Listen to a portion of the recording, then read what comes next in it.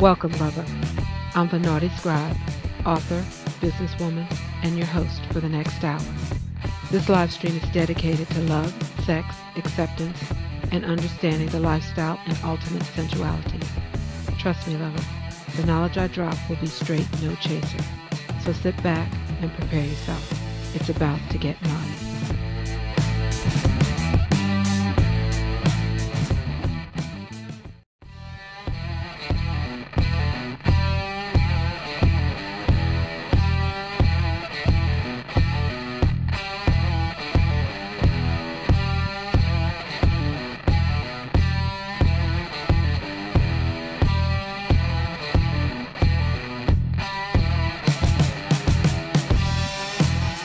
Welcome, lover. I'm the Naughtie Scribe, author, businesswoman, and your host for the next hour. This live stream is dedicated to love, sex, acceptance, and understanding the lifestyle and ultimate sensuality. Trust me, lover, the knowledge I drop will be straight, no chaser. So sit back and prepare yourself. It's about to get naughty.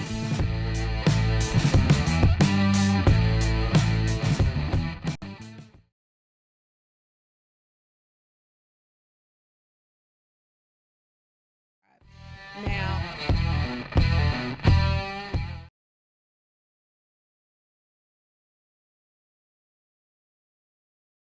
going to be dedicated to corporate abuse. And we're not talking about corporate abuse of taxes. We're not talking about corporate abuse of politicians or any of the mundane stuff. We're going to talk about the real corporate abuse. We're going to talk about how they basically fuck over the people whose money they take, meaning me and you.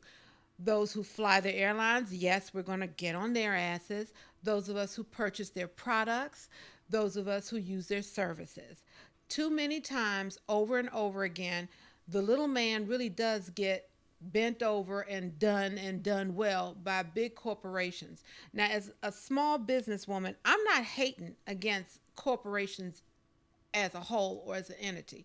That's not where I'm going with this. But there is a difference between a small mom and pop or single proprietor business and a big corporation. And one of the main things you will hear from individuals who still continue to go to that mom and pop bookstore, who will continue to go to the corner bodega, who will still order things from not a franchise, but other side, a small online boutique. It's customer service. And why does that matter? It matters because with a small business, one or two customers means something to us. It means something if one customer isn't happy and we go out of our way to make them happy, to make up for whatever it is, if it was in fact our fault. And sometimes, even if it wasn't, to smooth over the ruffled feathers, because one bad review or one dissatisfied customer can hurt a small business. By the same token, one very happy customer will be your best advocate. I have gotten, as some of you know, I am the owner and proprietor of Nyce and Naughtie Adult Boutique. I do. I not only have the online store, which some of you have patronized, thank you very much, but I also do private parties. I do stag events. I do cocktail parties, is what we like to call co-ed parties. I do girls' nights out. We have fun. I do birthday parties. As a matter of fact, I've been booked to do one next month. So making my people happy is what I need to do as a small business to keep it moving. Okay? It's a quid pro quo. I make you happy, you pay me. That's what it's supposed to be about. And if there's anything that I can do better, then I take it to heart and I look at it, see how I can make it mine, and do it better. Whereas with a big corporation, one or two dissatisfied customers, hell, 100 dissatisfied customers don't mean a damn thing, because they have thousands of other customers who will take your place, who they'll get money from. And you can honestly tell that by the way you are treated by certain companies. Now, does that mean all big corporations are assholes? Not at all. Okay. I will tell you point blank, Amazon, yes, I'm going to put them out there. Amazon has gone out of their way to make things right with me on more than one occasion. Sellers on Amazon are basically a bunch of small businesses, most of them, not all of them, But most of the sellers on Amazon, yes, I'm there too, but I'm not active right now. So just putting that out there, full disclosure. But most sellers on Amazon are either individuals or small businesses themselves.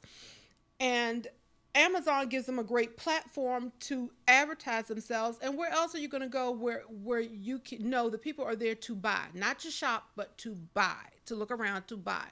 So Amazon prides itself on making sure that the customers are happy, and they will go hardcore on a seller that is disreputable or doesn't honor its agreement. And trust and believe, you do not want Bezos mad at your ass, okay? But that being said, there are some companies who do go out of their way, who remember that it is the customer, it is the passenger that makes your money for your CEOs to have those golden parachutes at the end of the day. Unfortunately, there are also a lot of industries that treat you like chattel, that don't care because you're just a number to them. You're just part of a bottom line. A couple of $100, a couple of $1,000 means nothing when you are a multi-billion-dollar company. Unless, of course, something like this happens. Can I get that first video? Public relations experts say this is a textbook case in how not to handle a company crisis. This morning, United Airlines is doing an about-face, no longer blaming the customer who remains hospitalized.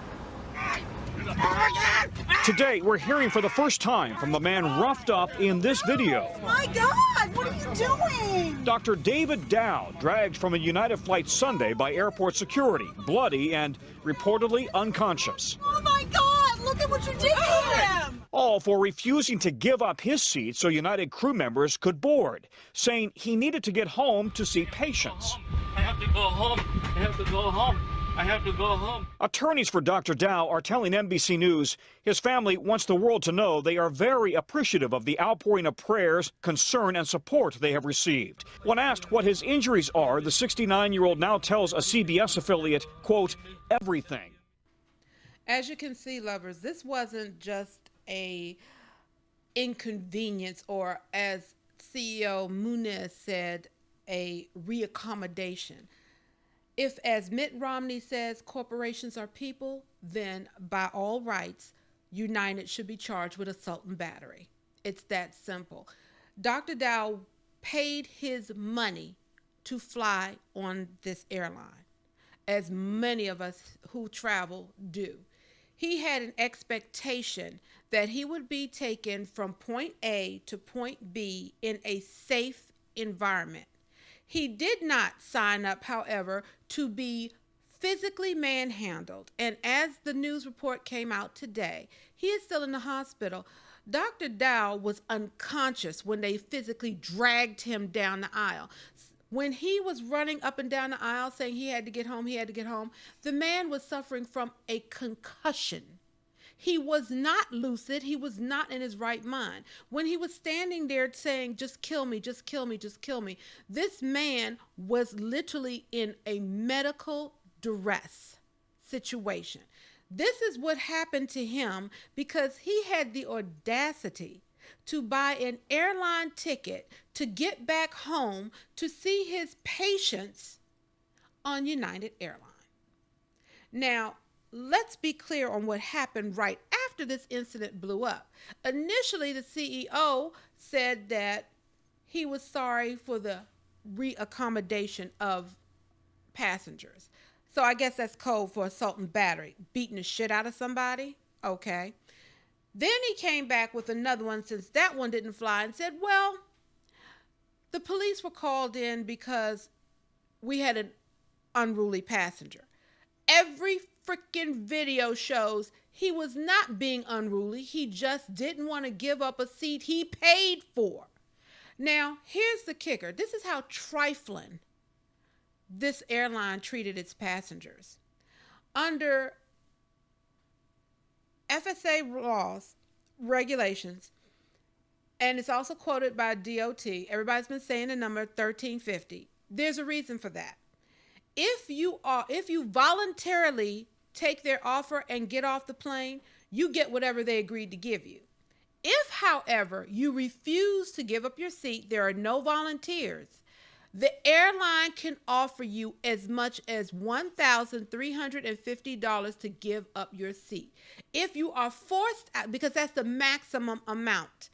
If you are forced out of your seat, as Dr. Dow was, meaning that they said, we're going to pick you, and he said, you know what, I don't want to give up my seat. Well, so it's not voluntarily, you have to get off the plane. If you are in that situation and you do go, you comply, not volunteer, but you comply. They have to offer you up to, they don't have to offer you the whole thing, but they have to offer you no more than $1,350, $1,350.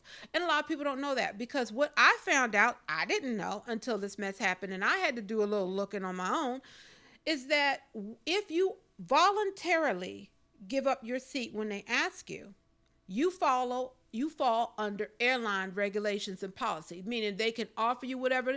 It doesn't have to be cash. It could be a voucher. They can put deadlines on the voucher. They can say, hey, we'll give you a coupon to come fly us during a blizzard at 10 o'clock in the morning, and you just find your way there. Okay, and it's going to be a one-way ticket. It doesn't matter. If you voluntarily accept their offer, you are bound by their policies and regulations. However, if you are made to give up your seat, not by force, which was done here, but if you are made to give up your seat, they can't just say, we'll give you a voucher, we'll give you this, that, and the other. By government regulations, they have to give you a check. They can't tell you this is what we're going to offer you. No, you took my seat from me. You must pay me. And the maximum amount that they can pay you under federal regulations is $1,350. Now, of course, they're not going to say, I'm going to give you that amount, but you should know that that's the maximum. And if they make you get out your seat and they don't want to give you the maximum, or they don't want to give you what you feel is fair for the inconvenience, or, and in this case, which a lot of people did not really pay close attention to for obvious reasons, in this particular case, not only were they telling Dr. Dow he had to give up his seat, they weren't putting him on the next flight that day or a couple of hours later. The next flight they were going to put him on was the next morning, meaning he not only had to separate from his wife, who was sitting a few seats behind him because of the way they booked it, but he was going to have to wait till the next day to get back home, to get to work. And they were not offering to give him a hotel room. So imagine this. I have to go to work, not even a doctor. I have to go to work. I've been on vacation. I'm getting this flight so I can get enough sleep so I can get my butt into work in the morning.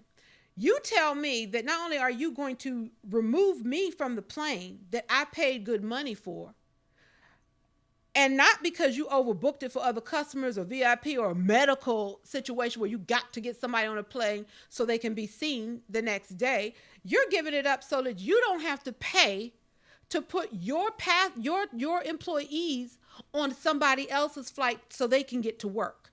You're being a cheap ass. So you want me to be inconvenienced. But not only that, you won't even give me a hotel room for the night. And then you have the audacity to say, for the privilege of being suckered this way, you're going to give me maybe $100, $150. Fuck no, I wouldn't have given up my seat either. And he had every right to refuse to give up his seat. But once it became an involuntary matter, if they had said $100, $150, nobody was taking it, because remember, a crew member came on, said the flight was overbooked. They needed 4 seats. They needed 4 people to willingly give up their seats. We'll give you $150 to do it, and we'll put you on another flight. No, not even if you're going to put me on another flight an hour or two later. It's not worth all that hassle that I had to go through for $150. Now, if you'd offered me $1,000, okay, a sister might consider that. That's enough even if I have to get a hotel room on my own to pay for it and be reimbursed. That would have been fair. They didn't even do that. And that's according to every witness who was on that flight who spoke up. They didn't even bother to do that. They offered him about $100, $150. And then when no one would take that, they put him off the plane. So I hope Dr. Dow sues the fuck out of them. But if you think that this is the only instance where corporations screw over their own clientele, their own customers, you are sadly mistaken. We're going to take a quick break, and now I'm going to show you the fucked up apology by the CEO of United. We'll be back in one.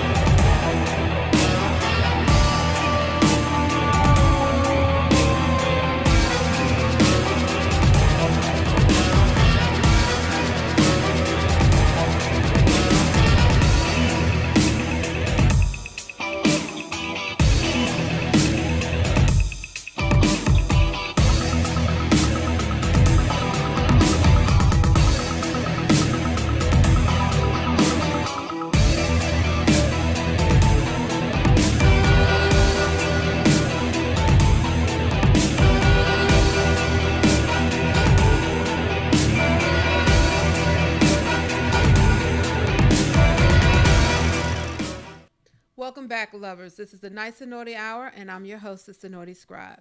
So now that we know how we got into this mess with United, let's show you how sympathetic the CEO, Mr. Munez, was. Can we get that rolling? This incident has sparked outrage around the world. There are calls this morning to boycott your brand. What did you think when you saw that video of a man being dragged off of one of your planes? Oh, good morning, and thank you for having me. It's not so much what I thought, it's what I felt. Probably the word ashamed comes to mind. You know, as I think about our business and our people, the first thing I think is important to say is to apologize to Dr. Dow, his family, the passengers on that flight, our customers, our employees. That is not who our family at United is. And you saw us at a bad moment. And this will never happen again on a United Airlines flight. That's my premise and that's my promise. Why not communicate that shame, as you call it initially? In your initial apology, in your initial statement, you apologized for reaccommodating passengers. And in your internal notes to your employees, you talked about a belligerent and disruptive passenger. Why did it take until Tuesday to offer a more full-hearted apology? I think my first reaction to most issues is to get the facts and circumstances. And my initial words fell short of truly expressing what we were feeling. And that's something that I've learned from. The expression of apology, and specific to the folks I mentioned before, is an important part of a conversation like this because, again, that shame and embarrassment was pretty palpable for me and for a lot of our family. You said this will never happen again. What will you be doing to ensure that promise? Well, as I've outlined in some of my messaging, is really around reviewing a fairly deep and thorough review of a lot of our policies that support this. Specifically, if I were to be here today as I am, I would tell you that the use of law enforcement aboard an aircraft has to be looked at very carefully. They're clearly there for a purpose of safety, and we want to make sure they protect us. But for other reasons, I think that's a policy we have to absolutely relook at. What went wrong in this scenario? It was a system failure. We have not provided our frontline supervisors and managers and individuals with the proper tools, policies, procedures that allow them to use their common sense. They all have an incredible amount of common sense, and this issue could have been solved by that. That's on me. I have to fix that. And I think that's something that we can do. What needs to change here specifically? Because if you look at the policy, and a lot of people learned this week through this story and are surprised to learn that in the fine print, you can be asked to leave a flight involuntarily without any compensation as you decided. What needs specifically to change here? Were those flight attendants were those employees of United? Were they not enabled to offer people more money to voluntarily leave that flight? I think, again, back to the broader system issue, I think there's many of those points that I think we need to relook at. There is an incentive program that works pretty well outside of the gate. Clearly, when you get into an airplane and you're boarded and your luggage and you're situated, your incentive model needs to change. And I think that's one of the policies that we'll look at. We do empower our frontline folks to a degree, but again, we need to expand and adjust those policies to, again, allow a little bit more common sense. In the future, if no one voluntarily decides to leave a plane based on the amount of money that United is offering, we are not going to put a law enforcement official to take them off the aircraft. A law enforcement official will never come on one of your planes again. To remove a booked, paid, seating passenger, we can't do that. Have you spoken to Dr. Dow? I have not. I have reached out to him and have left a message, and our team has tried to reach him on several occasions. We've not been able to contact him directly. I do look forward to a time when I can, as much as I'm able to, apologize directly to him for what's happened. What do you think he deserves in all of this? Well, certainly an apology, and from that point on, I think we'll have to see. Do you think he's at fault in any way? No, he can't be. He was a paying passenger sitting on our seat in our aircraft, and no one should be treated that way. This incident has sparked outrage. So as you can see, lovers, this was the so-called apology from the CEO of United. And I hope you caught that part at the end, because when I watched this, I had to look at it a couple of times because I thought maybe, I needed to smoke something because I could not be seeing what I thought I was seeing. He actually hesitated when the reporter asked him if in any way Dr. Dow was responsible or played a part in what was done to him. And he literally hesitated before he came up with the right answer. It was like, well, I really want to say, fuck yes. All he had to do was act like a peon and a little donator to our cause, as he should have, hail to the masters, and everything would have been fine. What he thought not to say was, okay, we already have a big fucking PR problem with kicking people out who was wearing leggings. Now we got this shit going on. People are talking about boycotting. United has taken a hit in its stock, and that's where it really mattered.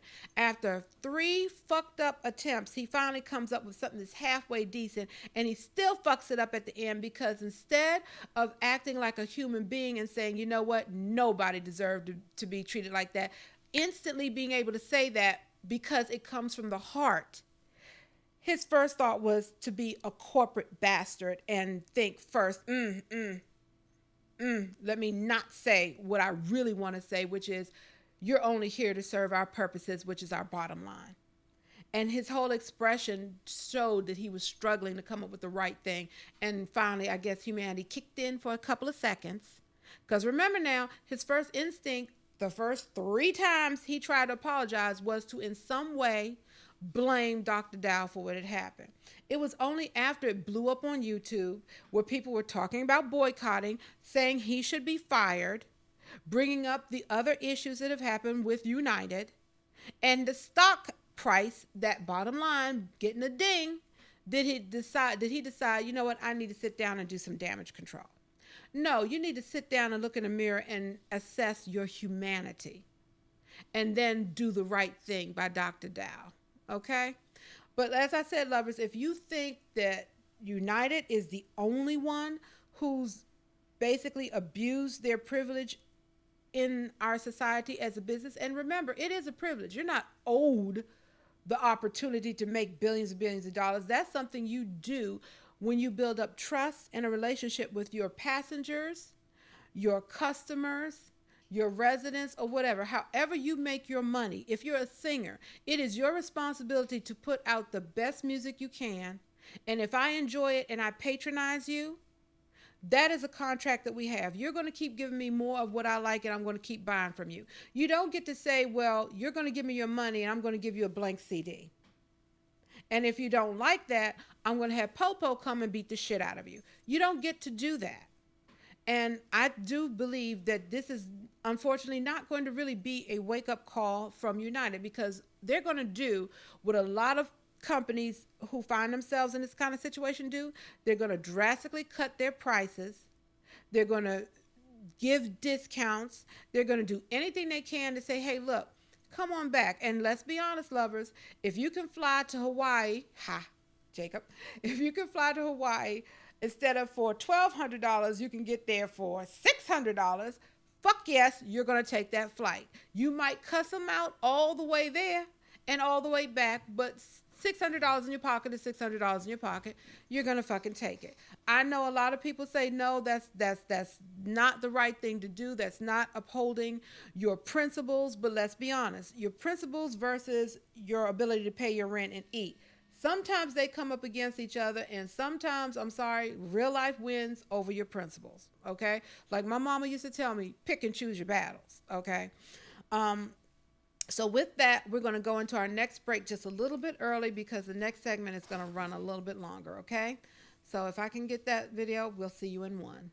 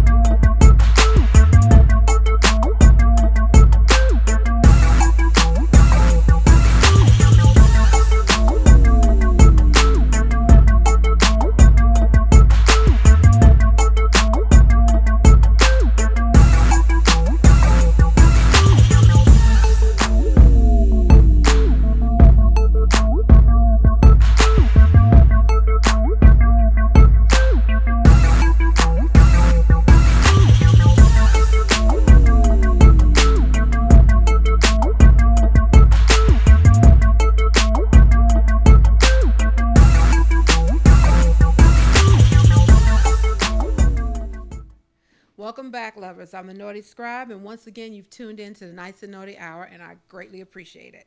Okay, so tonight's show is about real corporate abuse. It's not about how they evade taxes or how they have shelters for illegal money, or some of the predatory practices that they do to gain a foothold in the marketplace. This is about how they abuse their customers. Now, is it all companies? No.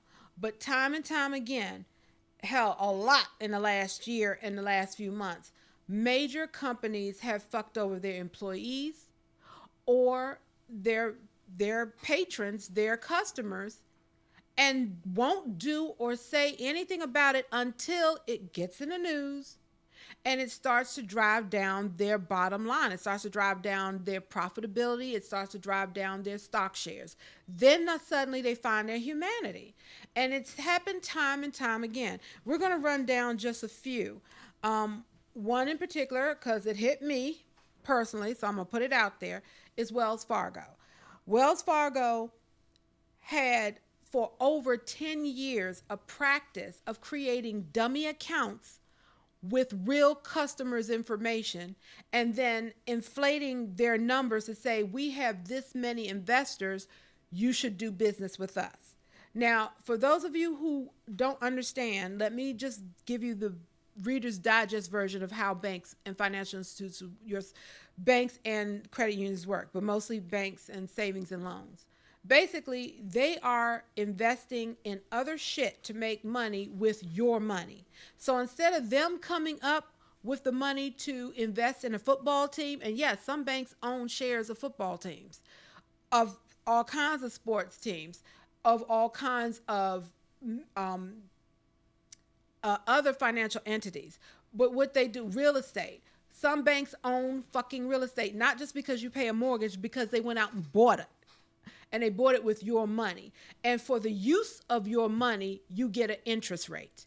And of course, the interest rates are fucked up because they don't really give you as much money as the bank is making on your money. But that's basically how a bank works. I put my money in Bank of Liz for a 2% annual interest rate, which isn't a lot of money, but I do swear that when you want to come get your money out, your money's going to be there, plus a little bit something extra if you decide you want that too. Okay, that's the interest rate.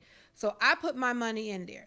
Well, about a couple of 100,000 of us put our money in the bank. So you can imagine if it's only 10 people and 100,000 people put $10 in their accounts, we're talking about over $1 million or more. So yes, you put your money into the Bank of Lizzie. Bank of Lizzie wants to buy Jacob's Golf Pro Tour, okay? And he wants a couple of $1 billion with it. I'm using your money to buy his sports venue. Now, once I bought the sports venue, I'm going to have to pay staff to run it. I'm going to have to pay for the talent to play the PG courses, whatever. I'm going to get sponsors to come in, and pay me money to advertise them. So I'm about making money, making a profit. The more money I make, the more money my CEOs and my shareholders get. Remember, they're getting this money to invest in other shit to make money from us. One of the ways they encourage other businesses to allow this, to say, hey, look, yeah, we'll do business with you, is by saying, hey, look at all these people that we got money from. Look at all these people that bank with us. Think of all the money that they're pouring in, except a lot of those accounts weren't real. A lot of those accounts were fake accounts that they used my information, your information to set up. And we didn't know it until fines and fees started stacking up. And I kid you not, lovers, they opened up accounts we didn't open up, we didn't ask for. And of course, since we didn't know we had these accounts, we weren't putting money in them. They let the accounts run, and then they turned around and said, oh, by the way, you owe us maintenance fees on this account that you haven't been putting money in. Bastard, I didn't even know you opened the damn thing in my name, and now you're going to charge me a penalty for your fraudulent shit? Yes, and you know how they got away with it? Because most people, after a while, well, hey, wait a minute, that is my information. That is my bank. Maybe I did open up the account, because who in the world would think that your bank would open up a fake account with your information? So naturally, you just think, oh, maybe I meant to, that was my fund money account, or maybe that was my Christmas account that I didn't use, or maybe that was the account I was trying to put that little casino winnings away in and didn't want my partner to know about, because we all got that little private slush fund. Those of us who are in committed relationships, me, I'm free, so I can do whatever the fuck I want to do. But I digress. The point is that they were setting up fake accounts. And they were using the numbers from the fake accounts plus the real ones to get investors to invest with them. That is against the law. When you ask people to give you money, you must be honest about what your financial health and situation is. Now, I'll tell you, when that mess blew up, this sister was one of the first people that walked her ass down the street from her job to Wells Fargo and closed out one of my accounts. I left one open because it was paying my car note. I just recently refinanced my car note. That account gets shut down altogether. We will not be with them. Now, is that something everybody should do? No. If they're working for you, they're working for you. It didn't affect everybody. But the fact that they aggressively went out to do this, that people's jobs actually counted, and they didn't go out. Let me be clear. Wells Fargo, quote unquote, didn't exactly tell their employees that they had to create fake accounts. What they told them was, if you want to stay employed here, you must average so many accounts in a quarter. Well, if you don't have that many customers coming in, and you don't have that many customers coming in, where are you going to create these accounts from?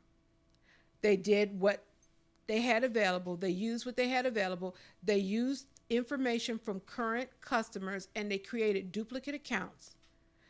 And corporate knew these were duplicate dummy accounts because it came out after the story blew up. That not only did they know it, they actually encouraged it. And for those who really were good at doing it and were actually able to get money into certain branches because it looked like they had so many customers that they could have potential investment money from, they got paid. they got bonuses for that shit. So if you think an empty account means nothing, think again. But who's next on our rogues gallery? We have, as I said, we talked about Wells Fargo. Let's talk about Yahoo. Jacob, we're going to keep that up. Yeah. Let's talk about Yahoo. The CEO of Yahoo, who was blamed for driving out most of the good talent, this female allowed the FBI access to their customers. Understand this, lovers, because I had a Yahoo account. I don't use it now, but I do have a Yahoo account. I was also one of those people, surprise, surprise, that got hacked and never was told that we had been hacked until almost a year, 2 years after the shit didn't happen. When I had friends who started telling me that they were getting emails from me and why was I sending them this link and that link and all this other bullshit, I had no idea what they were talking about. I didn't send anything. I hadn't used my Yahoo account in months at that time. So I changed the password because what Yahoo did was send everybody who had a Yahoo account an alert saying, you know, your account password needs to be changed for security reasons, blah, blah, blah. And so, of course, you changed the password. I find out, like I said, a year or two later, that the reason they wanted me to change the password is because my motherfucking account had been hacked along with over almost 1 million other customers, and they didn't want to tell us. So not only did they not tell us, per the CEO, that our accounts had been hacked, they also then decided, against their own policy of telling us that our information would be private, with no warrant, no legal actions whatsoever, they allowed the FBI to have carte blanche of our accounts. So that means the FBI might be searching for something Joe Capone did, or Al Capone, I'm sorry. They might be looking for something Al Capone did and want information off of his Yahoo account. But now, since they had permission to look through everybody's account from the CEO, they can check everybody's account to see who might have done something wrong.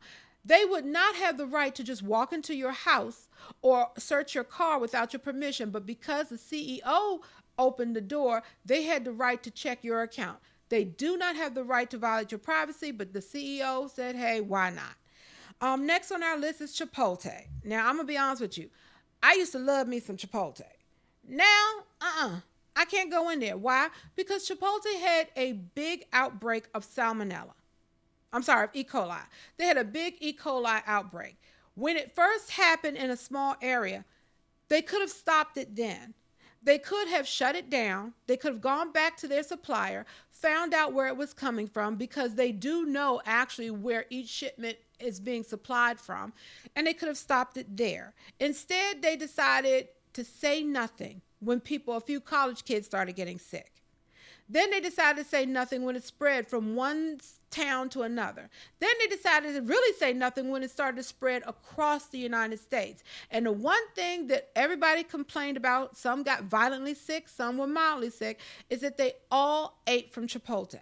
Once the health department started seeing that pattern, they came in and investigated. And only then, when it hit the news and they were being investigated and it was going to be found out anyway, did Chipotle decide to say, oh, wait a minute, one of our suppliers, there was an outbreak of E. coli. Well, motherfuckers, if you suspect that your product is going to make somebody sick, stop selling the shit. Shut it down. Get them to your supplier to clean up their act and keep it moving. If someone does get sick, apologize, pay for their medical bills at the very least, and offer them a year free of Chipotle, the good stuff, if that's what they want. But instead, once again, we have a corporation that says nothing, doesn't even reach out to the people that were sick, denies everything until they are forced to admit it because it was going to come out as proof anyway. This next one is a favorite of mine, Fox News. Not only did Fox News have a culture of sexual harassment, some of their top female reporters, like Gretchen Carlson, had the balls to get up and go up against Roger Ailes, who nobody except for Rupert Murdoch, his boss, fucked with. Not even Bill O'Reilly. And he's coming up in a couple of seconds. Well, they got rid of him. He's got a couple of more sexual harassment suits coming up against him even after he's gone. But while they are going through this investigation of the culture of sexual abuse and harassment at Fox News, we come up with some more with Bill O'Reilly. Well, tonight, lovers, it was announced that the network is in open discussions as to whether or not to continue to keep Bill O'Reilly on the Fox News network. Don't know if they're going to get rid of him or not, but tonight Bill did announce that he's going to be taking a little vacation for a couple of weeks. He's not going to tell us where he's going, but he's going to make it a contest, and if the right viewer figures out that he's under a rock, he'll give him a free copy of one of his fucked up books. Just saying. The next one on my list in our Rogues Gallery is Airbnb. Now, this one fucked with me for a minute because I'm really surprised at this one. Airbnb apparently had this thing, and yes, they've been trolled like no one's business online. Those of you who've seen them know what I'm talking about. Benches and signs that say whites only have appeared in Airbnb memes. Why? Because it was brought out that Airbnb was refusing services, refusing reservations to people of color or people that they thought were of the ethnic group. So if you were Anglo-Saxon, European, Basque, you were good to go. If your last name was Washington or Jenkins, Jackson, you might have a problem. This came up when, and for those of you who don't know, Airbnb is basically the rental version of Uber. It is basically individuals who have rooms or homes in locations like in the DMV, DC, Maryland, Virginia area, who have property that's just sitting there that they want to make a little money off of. So they register their property with Airbnb. Airbnb will let you reserve it. So instead of getting a hotel, it might be cheaper for you to rent a room or rent out my empty condo or whatever. But you rent out my empty property for less than it would be for a hotel. Airbnb gets their cut, and then they send me the rest of the money. You get a place to stay in a scenic area that you want to be in. I get a little money from a property that's not doing anything for me. Airbnb makes their money because they act as a middleman. Apparently what was going on, though, is that Airbnb decided that they didn't want everybody's money. They only wanted a select particular group of people to service. And so, of course, they got, no pun intended, a black eye for that one. So again, these are companies who need us, who need the little man in order to prop them up to make their billions. And this is how they treat us. So imagine what would happen if that select few people that Airbnb decided was only deserving of their services decided they don't want to use them. Or better yet, as we talked about in our last show, all the immigrants, people who look a little more like me, who started companies like Google, like Kraft, like Pfizer, and a few other companies, people who didn't come from this country originally, who were quote unquote considered immigrants. What would happen if someone took it upon themselves to challenge Airbnb, kind of like Lyft has been doing with Uber? You would then see a different change of policy with Airbnb, because one thing I have learned in my life, in my 50 years, is that when it comes to racism, there is one color that trumps all, no pun intended, and that's green. Okay, so with that, we're going to go into another quick break, and we'll be back in one.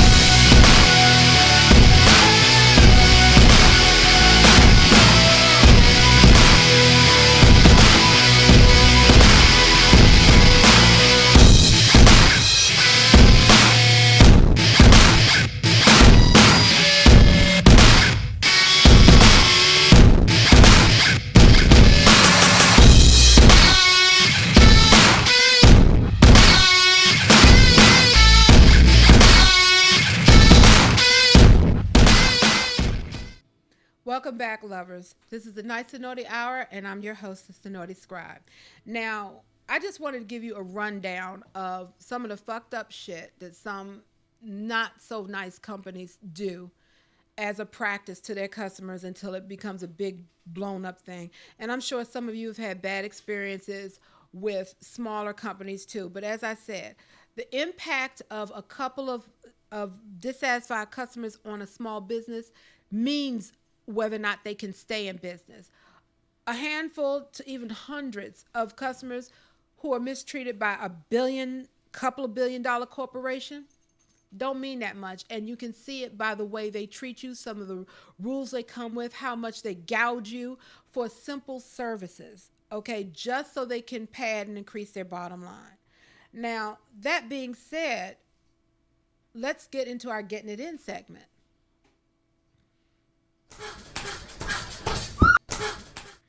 Now, tonight we're going to get in some knowledge about what you can do. And we're going to start off with, and I recommend everyone goes there to the Department of Transportation's website, because they had some very interesting information. For one, I knew, because I am one of those people that when I have 2 hours layover, I actually do read the fine print on my ticket. It does say that the airline has the right and that you agree to possibly being bumped off your flight. But there are a few things that nice little fine print don't tell you. For instance, you may get less if you volunteer, okay? You may get less money or less of a compensation if you do actually volunteer, if you're nice enough to give up your seat. And why is that? It's because once you accept the airline's deal, that's it. If you think you should get more after you're off the plane, they might give you a couple of dollars more depending on how much of a fuss you're making. Maybe they won't. But you volunteered. You agreed to get off the plane under their conditions and their rules. So again, and you also don't get to decide that maybe I want cash instead of that airline coupon, or in some cases a gift certificate. You may not want that. You want hard cold cash in your hand. Well, if you volunteer when they first ask, they don't have to give you cash. They can say, we're going to compensate you with $150. Okay, fine. You think $150 in cash. No, they can give you a $150 voucher toward another flight. They can give you a $150 gift certificate. But they don't have to offer you cash. They're not obligated to if you volunteer. However, according to the Department of Transportation, if you don't volunteer and they make you get off the plane, now they have to offer you cash. Federal guidelines kick in if you are involuntarily bumped from your seat. Not dragged off, but if you are bumped out of your seat, you said no, you don't want to do it, you didn't volunteer to be one of those nice people to get off so they can put 4 people on that already work for them. If they bump you off your flight against your will, you don't have to accept a $50 gift certificate. You don't have to accept a $150 voucher toward another flight. You don't have to accept a free ticket. Again, go to the Department of Transportation's website. It is clearly spelled out. And I have it right here. It says, but negotiations are entirely between you and the carrier. That's if you volunteer. Airlines dictate what the compensation looks like, but it's usually a travel voucher for a future flight or a gift certificate. That may be totally fine if you're cool with going to a different gate, getting your final destination a little late, and banking a flight credit. Feel free to volunteer. You should know, though, that you aren't entitled to call up an airline and ask for more once you said yes to the deal. And if you're kicked off, and here's the beautiful part, and if you're kicked off involuntarily, you are entitled to cash. That means they cannot bullshit you and say, we'll give you a gift certificate for $20 or $30. No, you have to give me money. You have to pay me for putting me off this plane.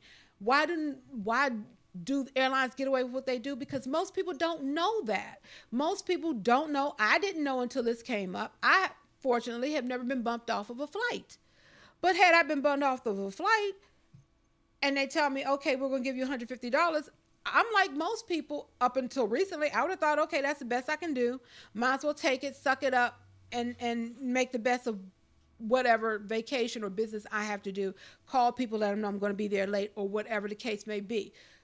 I did not know that they had to put money in my hand. They have to pay me for involuntarily kicking me off that flight. Now, the next tip we're going to go to. Passenger status matters when it comes to getting kicked off your flight, getting bumped off your out of your seat off the flight.